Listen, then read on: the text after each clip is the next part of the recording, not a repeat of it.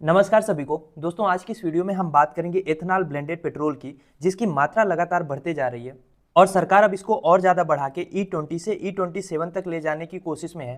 पर अब इसको लेके सोशल मीडिया में एक आउटरीच आपने देखा होगा। दरअसल प्रॉब्लम ये है कि जब पेट्रोल में एथेनॉल की मात्रा बढ़ाई जा रही है तो गाड़ियों की माइलेज से लेके उसका परफॉर्मेंस, इंजन में दिक्कत और तमाम तरह की समस्याएं लोग कंप्लेन कर रहे हैं। पर गवर्नमेंट इसके फायदे गिनाने में लगी है और कह रही है कि बहुत ज़्यादा दिक्कत नहीं है। तो क्या पूरा मसला है, आइए इसको आसान भाषा में और डिटेल में समझते हैं। तो सबसे पहली बात यह है कि आपको पता है कि एथेनॉल जो है वो पेट्रोल में मिक्स किया जाता है और फिर उसको पेट्रोल गाड़ियों में यूज किया जाता है, फिर चाहे वो 4 व्हीलर हो चाहे 2 व्हीलर हो। और एथेनॉल बनता किससे? एथेनॉल बनता है गन्ने से। लेकिन अब जो सारा विवाद खड़ा हुआ है वो इस बात को कि पेट्रोल में एथेनॉल की मात्रा कितनी होनी चाहिए, हमारी गाड़ियों का जो इंजन होता है वो कितने परसेंट एथेनॉल के लिए कंपेटेबल है। क्योंकि अगर हम गवर्नमेंट की माने तो गवर्नमेंट ने पहले ही E5 यानी पेट्रोल में 5% एथेनॉल, फिर E10 यानी 10% एथेनॉल और E20 तक पहले ही मार्केट में उतार दिया है। और अब प्लान चल रहा है E27 यानी 27% एथेनॉल पेट्रोल में मिलाने का। अब सवाल यह है कि इसके फायदे क्या हैं। तो फायदे तो सरकार उंगलियों पे गिना रही है।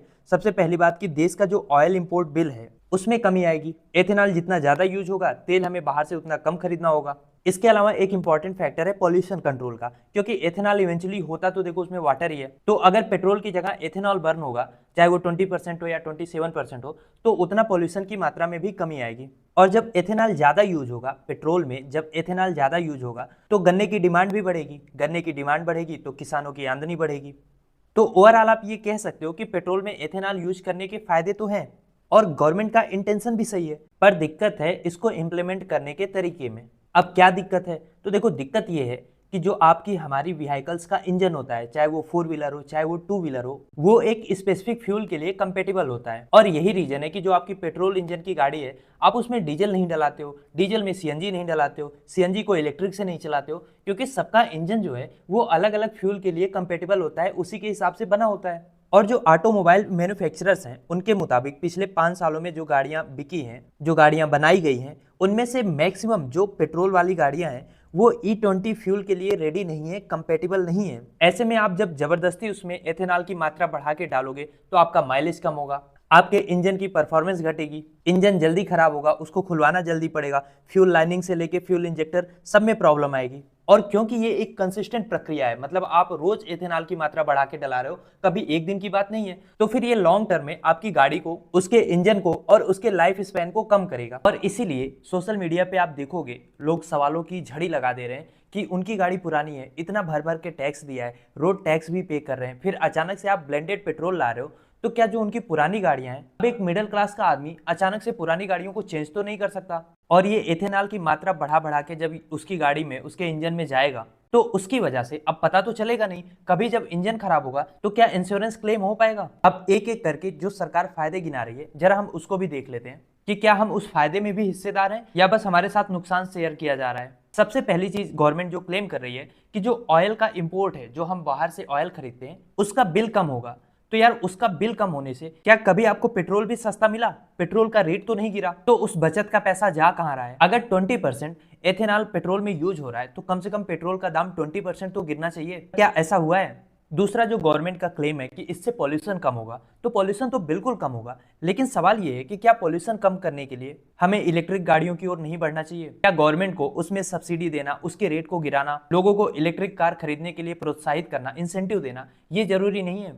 इसके अलावा हाइड्रोजन फ्यूल पे भी काम चल रहा था, पता नहीं उसकी प्रोग्रेस कहां तक पहुंची है, अभी तो हम इथेनॉल मिलाने में बिजी हैं। और BS6 से आगे बढ़ के पॉल्यूशन कम करने का जो स्टैंडर्ड है उसको बढ़ाना चाहिए, क्योंकि इथेनॉल मिलाने से पॉल्यूशन कम तो हो रहा है, लेकिन अगर कहीं ना कहीं उससे हमारा जो इंजन है वो डैमेज हो रहा है, माइलेज कम हो रहा है, फिर तो ये एक महंगा सौदा होगा। और जो तीसरा क्लेम है गवर्नमेंट का कि किसानों को फायदा होगा, तो हर इंसान चाहता है कि किसानों को फायदा हो, क्योंकि किसान इवेंचुअली हमारे अन्नदाता हैं। पर इसका सारा बोझ मिडिल क्लास पे डालना जरूरी तो है नहीं, क्योंकि अमीरों को इससे क्या ही फर्क पड़ेगा। जिनके पास पैसा है वो तो इलेक्ट्रिक गाड़ियां ले लेंगे, इनफैक्ट वो तो हर बार हर साल नई गाड़ियां लेंगे। पर जो एक मिडिल क्लास का आदमी है, जिसने किसी तरीके से मान लो 3 साल पहले, 4 साल पहले गाड़ी ली है, तो क्या वो इतनी जल्दी अपनी गाड़ी चेंज कर सकता है? और कुछ कंपनियां तो अपने डीलरों से साफ साफ कह रही हैं कि भैया गाड़ी में E20 मत डलाओ वरना नुकसान होगा। अब सरकार की ओर से इसका जवाब ये आ रहा है, मिनिस्ट्री ऑफ पेट्रोलियम ने ट्वीट करके बताया है, गवर्नमेंट के हिसाब से ये क्लेम जो है वो बेसलेस है। उनके अनुसार E20 से भी पुराने वाहनों में कोई खास फर्क नहीं पड़ेगा, पर इसका मतलब ये भी है कि फर्क तो पड़ेगा। सरकार इस बात को मान रही है। और जहां तक माइलेज की बात है तो कह रहे हैं कि 3 से 6% तक माइलेज कम हो सकती है। और ट्वीट में आगे गवर्नमेंट खुद सारी चीजों को कहते हैं ना कि अपनी पट्टी खुद खोल रही है कि अगर इंजन ट्यूनिंग सही हो और कंपैटिबल मटेरियल यूज हो तो समस्या और कम हो जाएगी। और अप्रैल 2023 के बाद की गाड़ियां E20 के अनुकूल बनाई जा रही हैं। अब ये बात गवर्नमेंट खुद कबूल कर रही है कि 2023 के बाद की गाड़ियां E20 के अनुकूल बनाई जा रही हैं। यानी 2023 से पहले की गाड़ियों का क्या? और जो 3 से 6% माइलेज में कमी आएगी, अगर एक पल के लिए हम गवर्नमेंट की ही बात को सही मान लें, इंजन की बात ही छोड़ दें, तो गवर्नमेंट एटलीस्ट इतना तो कह रही है ना कि 3 से 6%, 7% तक माइलेज में भी कमी आएगी। तो क्या पेट्रोल के रेट में भी इतना कमी आपको दिखा? और अगर नहीं दिखा तो फिर ये प्राइस जो है ये एक आम इंसान क्यों पे करे? ये सवाल तो उठेंगे ही। और यहाँ पे सबसे बड़ी दिक्कत ये है कि कस्टमर को बहुत स्पष्ट इसके बारे में जानकारी भी नहीं है और कस्टमर के पास ऑप्शन भी नहीं है। ऑप्शन इन द सेंस कि आप पेट्रोल टंकी पे जाते हो, आपको कहीं पे ये ऑप्शन तो नहीं मिलता है ना कि आप 10% एथेनॉल डलाना चाह रहे हो, आप 20% एथेनॉल डलाना चाह रहे हो, या आपको प्योर पेट्रोल ही चाहिए। अगर इसका अलग अलग सेक्शन होता तो प्राइस में भी वेरिएशन होता। जिनकी नई गाड़ियां हैं, जिनका इंजन E20 के लिए कंपेटिबल है, वो E20 डलाते। जिनका पुराना इंजन है वो या तो E10 का ब्लेंड डलाते या तो प्योर पेट्रोल डलाते। पर एटलीस्ट ऑप्शन तो सारे होने चाहिए थे, क्योंकि इसमें कोई डाउट नहीं है कि एथेनॉल ब्लेंडिंग जो है उसके इको फ्रेंडली फायदे हैं। लेकिन जो पुराने व्हीकल्स हैं उनके बारे में भी सरकार को सोचना चाहिए था, उनके पास भी ऑप्शन होना चाहिए था। अदरवाइज जब इंजन में प्रॉब्लम होगी, मेंटेनेंस का चार्ज बढ़ेगा, माइलेज कम होगा, तो अल्टीमेटली एक आम इंसान की जेब पर ही इसका असर पड़ेगा। तो अब सवाल ये आता है कि कहाँ पे प्रॉब्लम हो गई और इसका सोल्यूशन क्या है। तो देखो यार, इंडिया ऐसा पहला देश नहीं है जहाँ पे एथेनॉल को मिक्स किया जा रहा है। इसका सबसे प्राइम एग्जांपल तो आप ब्राजील को देख लो, वहाँ पे 50%, 60%, इनफैक्ट इससे भी ज्यादा जो है एथेनॉल को पेट्रोल के साथ ब्लेंड किया जा रहा है। पर ब्राजील और इंडिया में अंतर यह है कि जो काम ब्राजील ने 50 सालों में किया है, एक ट्रांजिशन पीरियड धीरे धीरे हुआ है, वो हम 5 सालों में अचीव करने का सोच रहे हैं। और ऊपर से ब्राजील में ऑप्शन था जो कि हमारे पेट्रोल टंकी पे आपको देखने को मिलेगा नहीं। अगर यहाँ पे भी अलग अलग फ्यूज नोजल्स होते कि भैया आपको 5% एथेनॉल डलाना है तो भी आप डला सकते हो, 10% एथेनॉल का ब्लेंड चाहिए वो भी मिलेगा, 20% भी होगा, 27% भी होगा, और प्योर पेट्रोल भी होगा, रेट अलग अलग होंगे।